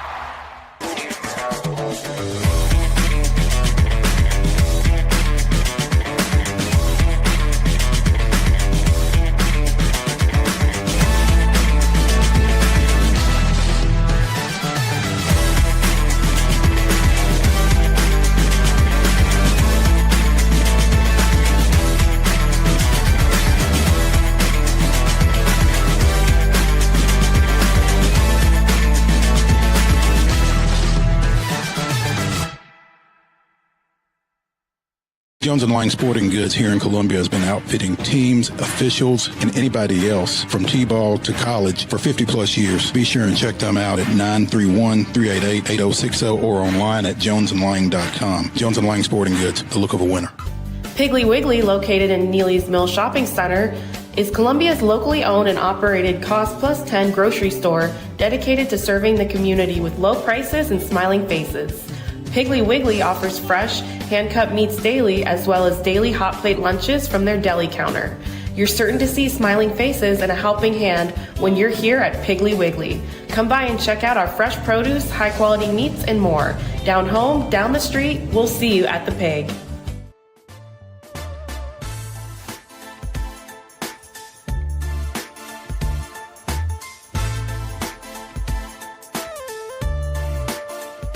We continue the weekend wrap-up edition of Main Street Sports Today, presented by the Tennessee Orthopedic Alliance of Columbia. I'm Maurice Patton. That's Wade Neely. Joining us now, the queen of Tennessee sports media, Teresa M. Walker of the Associated Press. Teresa, good afternoon. Good afternoon. It's a good thing that I worked today because there was a little bit of something in the air this morning. So, I mean, it's football season, and we got a little bit of a surprise today. A little bit? Is that what you're calling it? A little bit of a surprise? A little bit. I'll say this. And for all the people who thought that Will Levis would be traded away or something by the end of the preseason, I never bought that because I thought he was a great backup. But now, excuse me, talk for a minute. We got you covered, T, but I'll say this much. I'm curious your thoughts on that because I was one of those that, if he has a great camp and somebody goes down on another squad, he's a likely candidate to fill in. So I'm curious your thoughts there. Well, I'll say this. They face the problem that they would have had they traded him. Who's backing up Cam Ward? Okay. And that was the job that I thought he had. And his biggest competition was Brandon Allen. Now the challenge is, do you really think Tim Boyle should be your third? And while Brandon Allen has a lot of time and knows what Brian Callahan is being asked to do in that offense, the challenge is, can he be a guy that comes in and wins you a game if Cam Ward is sidelined? It's a 17-game NFL season these days. Getting a quarterback through is so tough. And now you've got a rookie you're going to have they're in the pool of looking for another potential backup. And you know, for everything that you said about maybe he gets into training camp, maybe he, you know, draws some attention, maybe you've got a trade piece there. Hindsight's always 2020, but should they have moved him? For what? Another draft pick? At a certain point, you've got to have somebody. And that's You've got to have somebody, but this front office has also said what they want 50 draft picks in 3 years. Was that the number? Where are you going to get them? Well, the problem is you've got this season to play, and Will Levis was expected to be a backup this year at worst. I mean, we can all roll our eyes when Brian Callahan said in May that he's rotating these guys. They're not naming a starter. You're going to have to go out and compete for it. We all expect Cam Ward to be the starter September 7th when they open the season at Denver. But that's the thing. Will Levis had a chance to compete. And, you know, again, it was very obvious that Cam Ward's going to be that guy. And Will Levis was in training camp. You've got to have a backup quarterback this season. Getting a draft piece that helps you, even if that you took one this year, was there another quarterback that you could get a rookie to come in? As he himself said, he felt so much more comfortable in his second year in Brian Callahan's offense. So they were counting on him to be a piece this season. And if you're counting on somebody to play a part in your offense and be that key role backup, guess what? You're not trading him because what? You're going to get a 5th round pick, a 6th round pick maybe at best. And let's be honest, probably more of a 7th round. Did you look at last season? Teresa, that's kind of that's where my issue also. I'm kind of curious is make of what you will of what we saw out of Will Levis as a starting quarterback. But if nothing else, having a guy who, okay, he's a classic example of what maybe not to do when you do get the reins, and in a way, kind of that mentorship, as young as he is, for Ward could have been a nice little kind of feather in your cap, so to speak, because of that example. Hey, don't be like this guy. Now you can look at Boyle, and now you can look at Allen, and no offense to those guys, but I mean, that doesn't have the same appeal to me as looking at Levis and say, okay, learn from his mistakes. Well, and that's the thing. I mean, Levis had been a part of this offseason program, okay? He had been there. You know, the Titans statement, you know, showed clear growth as a leader. But they also make clear that this was Levis's decision. And that's the thing. He hurt the AC joint last year in Miami diving for a first down. I think we all can remember that. They had a bye week. He comes back. He said that the shoulder was bothering him when he threw a late pick and a 3-point loss at home to the Colts. And then he was out 3 games before coming back because of the shoulder. So this decision comes down as they report tomorrow for training camp. And he was here, you know, so, you know, usually surgery is the last option, you know, rest, rehab. I've been dealing with rehab for my knees since March. You know, they don't, there's no doctor. I don't care if you're a pro athlete. They don't rush the surgery, you know, so you have to, you know, exhaust all the other options. There are 6 weeks before they even get to opening week in the NFL, 7 weeks to the opener. So that, you know, guys can start a season on physically unable to perform if you want to try the rehab route, right? So that's the thing that I kind of circle back to. Why, you know, this was Will Levis's decision pretty quickly to go to surgery. Why not in January when the season ended? He was throwing in the offseason program. I'm not the only one who said this. You know, Taylor Lewan, for all he's worth, you know, he's questioning the timing. Other former Titans are like, this decision now, because many an athlete has been in position. Do I come to camp? I mean, there are reports already that Lloyd Cushenberry is going to be on the PUP list along with L'Jarius Sneed to start camp as they work their way back. Cushenberry coming off of, I'm trying to think, I think it was an Achilles tendon issue. So it was. So that's the thing, you know, you can have injuries that you're working through. Usually you try to see, I mean, they didn't put Snead on IR last year until later in the season because they were kept trying to give him a chance to get back on the field. And, you know, that's the thing. I haven't talked to anyone at the Titans, but my gut is telling me that they would much prefer to have had Will Levis available and trying to go through rehab to see if he could be available this season. But guess what? He is under his rookie contract. He is under contract this year. He's got, Spot Rack. I retweeted it earlier that, I think it's 1.6 million guaranteed this year, and he's guaranteed 1.2 million next year. So, he's not going to be around on the field to help improve any trade stock he might have, at least for the Titans at this point. We'll see if anybody's willing to, offer anything come next February or March for him.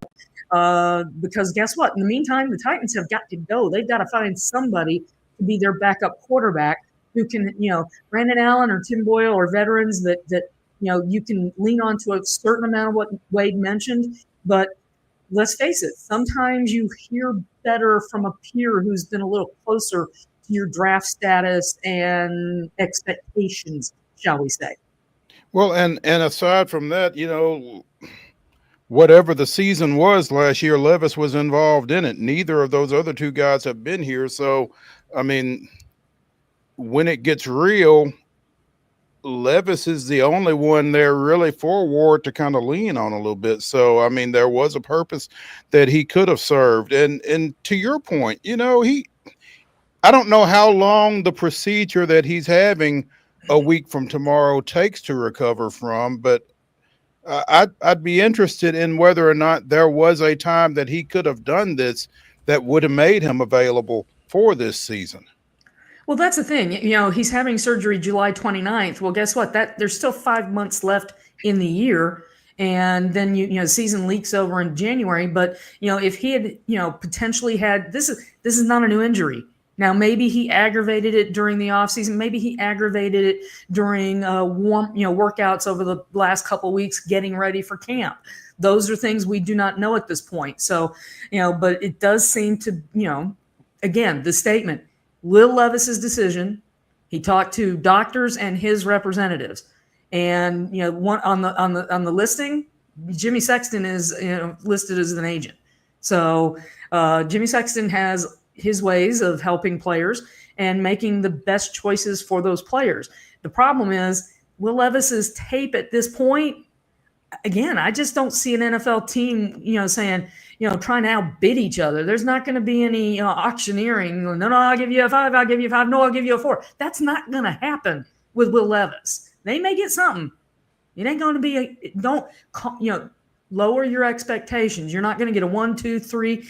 I'd be impressed and surprised if they get a 4 or 5. With that being said, Teresa, who do the Titans? Is there an immediate name that you can think of, or has already been kind of circled as far as bringing somebody else into camp and at least bringing a little extra veteran leadership for Ward's development? I know there's a lot of names floating out their way, but it seems if I'm a quarterback in the NFL that wants to get into a camp, I'm not taking too many calls unless it's the New Orleans Saints at this point, right? Because they're the one team we know has a starting job up for grabs for whoever can take it. That's kind of like Ali Oxenfree. Come on out, boys. Let's have a race to the finish. And the Titans' best chances, honestly, might be. I mean, they'll probably get a 4th in here, but I won't be surprised if maybe that backup quarterback or that quarterback who's on the roster once the regular season starts doesn't come from until after the preseason final cuts come. And that's, I think, August 26th.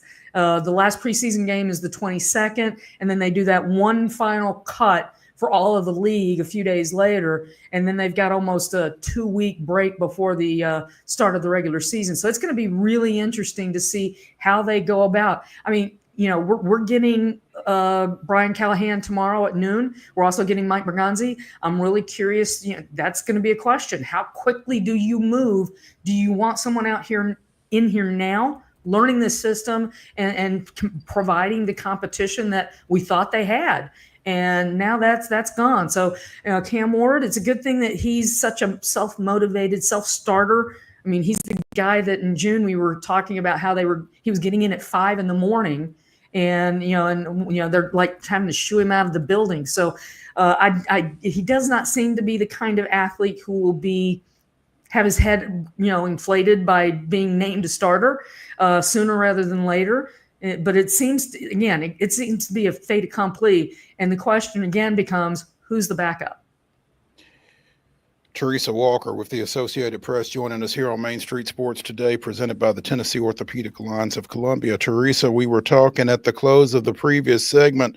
The Bengals have signed Desmond Ridder. They released Logan Woodside, former Tennessee Titan Logan Woodside, who was with Zach Taylor and the Bengals this past season. Do you feel like somebody like that might be an option just from, some Titan adjacent experience maybe? Well, he has experience here, but let's not forget how much this team, the front office, the coaching staff has changed since Logan Woodside was here. So, I'll just say this. Now that you've got Will Levis out of the picture, I think the easiest situation for the next month is just give him some more reps, because the more reps he gets, the better. As long as you don't wear out that arm, and just give him some experience. And then again, see what blossoms and who's available left standing once you get it to the point where you've seen enough of it, Brandon Allen, Tim Boyle. And then because guess what? Even though they've been rotating, they could use some more reps as well. So it's almost a situation. The NFL these days, you've got to have 3 quarterbacks, even if you're stashing one on the practice squad. But during the training camp preseason, it might not be a bad thing to just get more reps for all 3 of them. Makes sense. Aside from this little bombshell here that we woke up to, what were your thoughts about this team? What were some bullet points for you heading into camp this week? I want to see how the wide receiving core starts shaking out. It's so different. Calvin Ridley is back, but Van Jefferson's here, Tyler Lockett for experience. And then it's a whole cast of, who's here. That Bryce Oliver's the guy who's come back, and they've been really high on him. But there's Shamari DK, Alec Manor, I cannot get that young man's last name straight, no matter how much I practice. Xavier Restrepo, they gave him a nice signing bonus as an unrestricted or an unsigned free agent, so as a rookie. So there's just competition up and down the slots here. And there's some guy named who was a first-round pick for this team a couple years ago, and Traylon Burks. And he's apparently going to be ready for training camp after doing individual drills during the offseason program. So, I want to see that competition. I want to see this offensive line that they brought in 2 new starters, move J.C. Latham from left to right. Can that line finally protect a quarterback? I'm not making any predictions. I need to see something first. But then edge rusher, they got rid of Harold Landry, brought in some new guys. Who steps up to fill the void? And then lastly, inside linebacker. Cody Barton seems to be a dude who's flying around the field making plays, but I want to see who else steps up for that for depth. They've got Cedric Gray, a draft pick last year, and James Williams. So who is going to step up there? Do they have enough? This is a team that when you go 3-14, they've made a lot of changes, but let's be honest. When we see those those final, when they're at the top of the roster waiver claims for the first 3 weeks of the regular season, this roster easily can see a lot of churning, not just over the last 5 to 8 picks, but maybe even 10. So, guys who make that final roster better not be comfortable, because they're competing not just in that locker room, but with pretty much the entirety of the NFL. Because, Amy Adams Strunk has made it clear she was not happy with 3-14. You go from 6 wins to 3. No, that's not the way you want to go. So they've got to show that they can get better. So that's my right. If the receivers are improved, that helps Cam Ward. If the offensive line is better, that helps Cam Ward. But that defense, they posted some good on paper numbers, but again, 3 wins, nothing was good enough. Nothing was good, Teresa. And I was going to ask you about the offensive line. To me, if you put Ward behind a even average NFL offensive line, that's when you really kind of get a true kind of evaluation of this kid heading into this season. So to me, I hate to say like a broken record, because it feels like we've had this conversation for the last 2 or 3 off seasons now. But if that offensive line is capable I trust Ward and his playmaking ability and the instincts with some of those receivers. I'd be less concerned about the receivers so much as kind of still beefing up that offensive line. If they can provide protection, then yeah, I think we'll get a chance to see what Cam Ward can do. And this is look what he did in Miami. A kid who was not drafted, who went from little teeny school in Texas to Washington State to Miami, and then the number 1 pick overall in the NFL. And for people who didn't think he got his flowers back in April, well, they're certainly starting to notice that, ooh, Cam Ward looks like he's going to be the starter in Tennessee. And it's like, duh.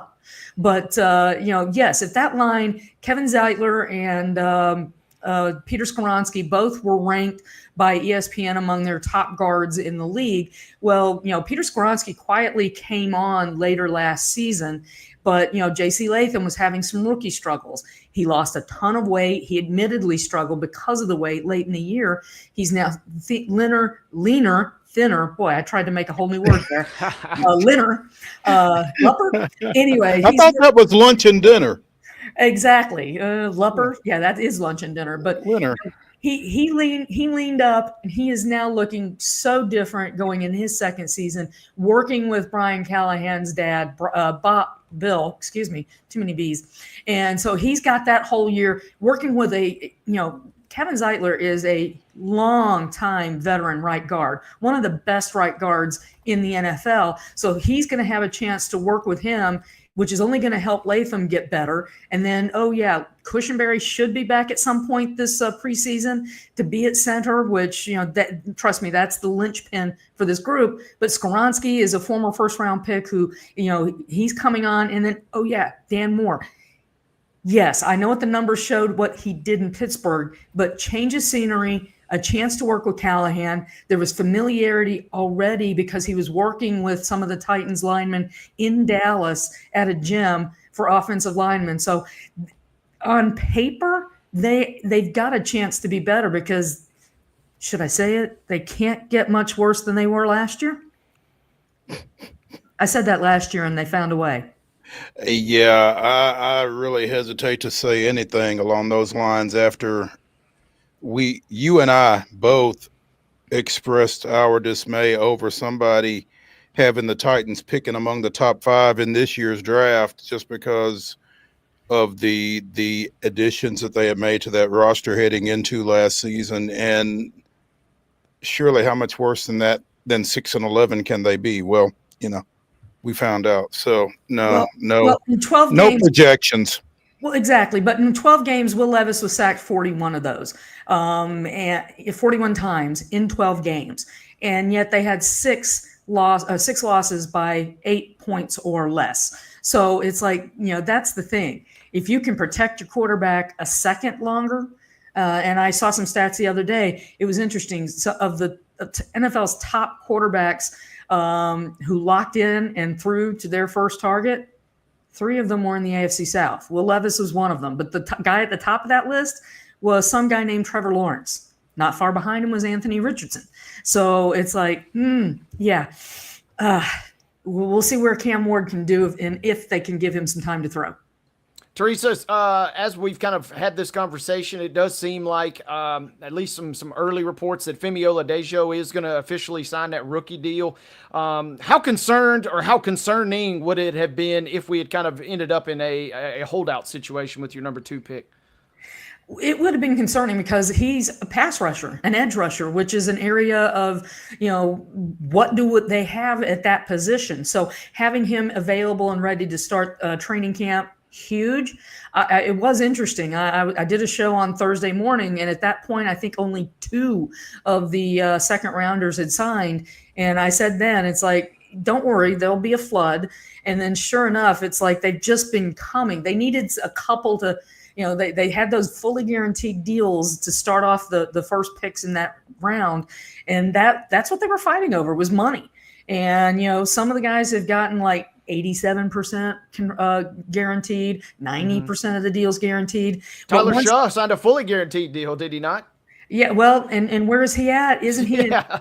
New Orleans? in purgatory is where he is. Exactly. So it's like, yeah, I would have said, guys, I may be starting for you. You probably want to guarantee my deal. So that's the thing. Those deals are all slotted, and once you got a few of them going, it just the numbers are the numbers are what they are. It was just a matter of what is guaranteed and how much a team is guaranteed. It was going to get done. I wasn't worried. Teresa Walker of the Associated Press joining us here on Main Street Sports Today, presented by the Tennessee Orthopedic Alliance of Columbia. Teresa, again, wasn't necessarily expecting to talk to you today, but the events of the morning, or an event of the morning, kind of dictated otherwise. But we appreciate you taking some time with us and giving us some thoughts on Will Levis's season-ending shoulder surgery. It's a bizarre phrase to be uttering. Trust me, I had an editor reach out and say, wait, is he the starter? And it's like, no, it's going to be Cam Ward. I mean, we've known that since they used the number one. Actually, we've known that since the end of March, the end of the season. Anyway, but End of the season. It's going to make training camp even more interesting. But all eyes were already going to be on Cam Ward. With good reason. And we'll see how the Rook responds to that. But T, we appreciate it. Look forward to catching up with you again here soon. My pleasure. Thank you, guys. Thank you. All righty. Let's take a break. Let's come back and wrap things up with a bow here on the weekend wrap-up edition of Main Street Sports Today, presented by the Tennessee Orthopedic Alliance of Columbia. Y'all come back.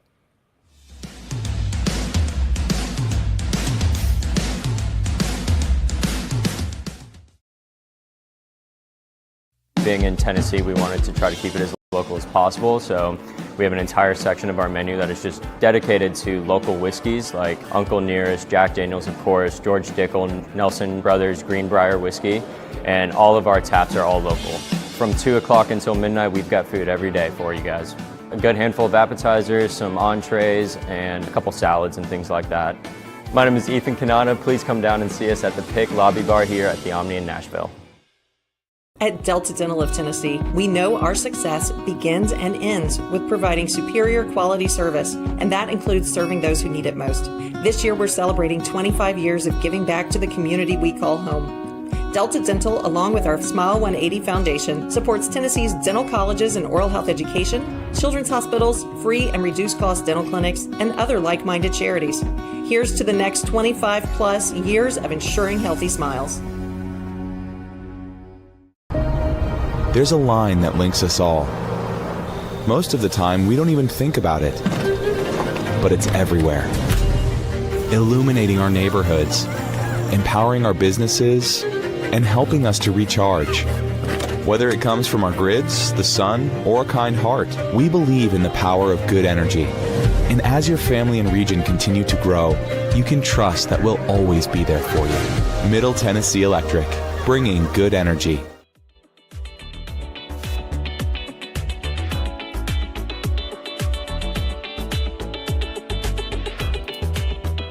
It is the final segment. Goodness gracious. And I'm tired. It's the final segment of the weekend wrap-up edition of Main Street Sports Today, presented by the Tennessee Orthopedic Alliance of Columbia. I'm Maurice Patton. That's Wade Neely. And I'm trying to grasp the difference in not losing since April and only losing once since April, because that's where the Nashville Soccer Club finds itself at this point, following their 1-0 victory over visiting Toronto at Geodis Park on Saturday night.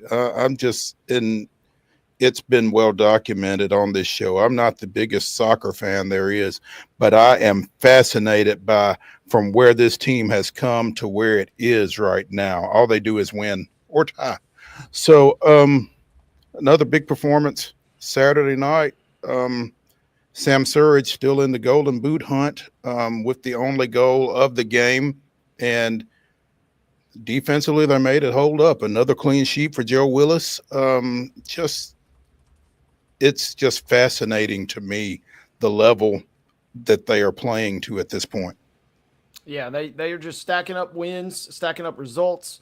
And other than that trip to Miami last Saturday, they've been playing at just such a high level. I mean, on any given night, that effort might have been well enough to earn a point if Messi didn't have the magic dust in his boots yet again. I mean, so we're talking about a team that's just absolutely rewritten every thought or connotation of you might have had about them entering this season. And yeah, they have kind of continued to stamp their claim as one of the MLS's top squads. Kind of like Valera told us last week. I mean, it was kind of a gross, kind of an ugly game. I guess on Star Wars Night, the Force was with them because Toronto kind of, tried to give it their best effort, tried to play a little bit more of a defensive-minded approach. Didn't matter. You mentioned Surge with the early goal. Nashville just controlling the pace of play has been so refreshing this season compared to last. And it's led more often than not to more legit, genuine goal-scoring opportunities. And they have been able to convert. So it was a good win for them. That was a match that just PTSD, old school Nashville soccer fan, I just entered saying this has a draw written all over it. Would not have been surprised if it ended 0-0 or they gave up a cheapie somewhere along the way and it finished 1-1. But the fact that they held it down and got the win was massive to celebrate at home what has been a remarkable run here in this last couple months. Well, I mean, again, they certainly gave themselves very little margin for error after getting the one goal early. And so I can see where if you're watching how your PTSD would kick in there, it's just you're just kind of waiting for the other shoe to fall there in Toronto to come up with one some kind of way. But, the defense and Willis just kind of held up. And so now, they send those three guys to Austin for Wednesday night's All-Star game, and then they go on to San Diego, and there's no way to know just how far they can run this thing out. But, you don't feel like San Diego is necessarily on Miami's level. So you're not shocked if they get some sort of a result Saturday when they go to the West Coast either. Perhaps not. Miami's has had Nashville's number, but San Diego has got more points than them this season. And we talked with Valera about how impressive they have been since entering the MLS. So it won't be a gimme by any means. And, hopefully NSC can kind of shake off, even though most of the team is going to be resting this week. And those guys, will have a little tread on their tires coming out of All-Star week. But just the festivities in general will be what kind of really grinds them down. So it won't be a gimme, won't be easy by any stretch on Saturday. You're talking about the top team in the West at their place. So it'll be difficult, but it has turned into, and I hope this is what fans have kind of come to appreciate, is the numbers and the streak. Yeah, they've been impressive, and that's what's grabbing the headlines, but what you're really seeing is just this team is just flat out good, and they're just playing at a much higher level.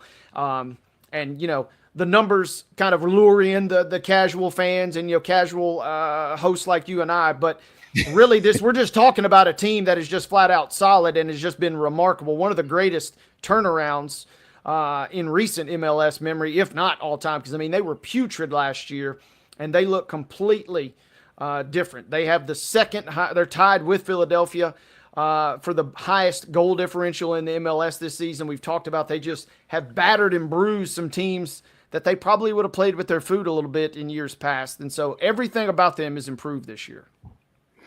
14-5-5, tied for second in the Eastern Conference table with the Philadelphia Union, trailing only FC Cincinnati. And they're 47 points for one back of Cincinnati and actually 4 ahead of San Diego, if I'm reading this right way. Mm-hmm. Am I reading this? Okay. So that MLS Liga MX All-Star game again Wednesday night, 8 o'clock first touch. You can see it on Apple TV. So check out Nahar, Mukhtar, and Suraj there. What else do we need to get to from the weekend? Let's go across the pond for just a second. Again, Scotty Scheffler went into yesterday with a 4-stroke lead, came out of yesterday with a 4-stroke lead to win the British Open. Your top 3 finishers were American. Scheffler finishing 17 under, Harris English finishing 13 under, and Chris Gotterup at 12 under, but it was Scheffler's show once again. Yeah, yet again. I mean, and I watched a fair amount of his round on Friday, and he drained a birdie putt. I want to say it was hole 4, hole 5, from about 30-something feet, and it was just like, okay, he's dialed in. And we've talked about it so many times. When he's dialed in, it's the closest thing we've seen to kind of Tiger Woods in the sense that you might as well just pack up and head home. This guy is just a ruthless assassin, a baby-faced assassin. And just continues to take names. It was kind of neat, though. You know, the numbers and the parallels come up every single time he wins an event, especially a major. But it was really neat. Tiger wins the 97 Masters, and then his 4th major came at the 2000 Open. That was 1,197 days between that 1st and 4th. Scotty Scheffler, he wins the 2022 Masters. His 4th major comes this weekend at the Open, and it was exactly 1,197 days apart. Exactly the same kind of trajectory. He's not quite on Tiger's level just yet in terms of just absolutely dominating all the other events. And Tiger obviously got a little bit earlier start in his career in terms of big wins. But, man, this guy continues to impress. Other key takeaway from this weekend, shout out Chris Gotterup, who had like $2.2 million in career earnings entering the Scottish Open last week. And between the Scottish Open and the Open in his 3rd place finish you reference, he's now won like 2.2 more million. He basically has doubled up his career earnings in the last 2 weeks.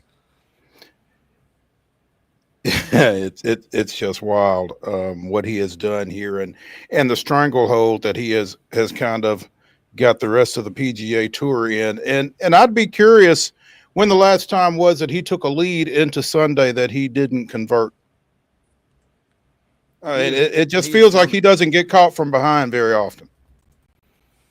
No, and you know we're rolling. This was a great weekend. You mentioned the 4 Americans. You know, Matt Fitzpatrick and Ha-Tung Lee tying for 4th, but you know, throw them guys to the side there for a minute. 4 top American. I mean, we are streaking toward what is going to be an epic Ryder Cup, and even saw Bryson sneak in the mix. Man, he had one of the rounds for the ages yesterday, firing a 64. If he did not shoot himself in the foot so badly on Thursday with that 78, we'd really be talking about possibly Bryson and Scotty going toe-to-toe heading into Sunday. But it wasn't meant to be. It was Scotty's tournament to lose, and he, in fact, did not lose it. He was magnificent yet again, and, you know, kind of setting the stage. Like I said, Ryder Cup coming up a couple months is going to be epic. You know, we mentioned during the rundown, Team Collier defeats Team Clark in the WNBA All-Star Game. It was a 20-point win for Nafisa and her bunch. Team Clark playing without Alicia Clark. Huge performance from Nafisa in that win, by the way. But Sabrina Ionescu winning the 3-point contest on Friday night. Natasha Cloud winning the skills challenge. And the players making quite the statement in the pregame with their "Pay Us What You Owe Us" T-shirts and warm-ups that have turned out to be a little bit more polarizing than I would have expected. Yeah, people like to argue on the internet, especially when we're talking about women's salaries and WNBA salaries in particular, right? Yeah.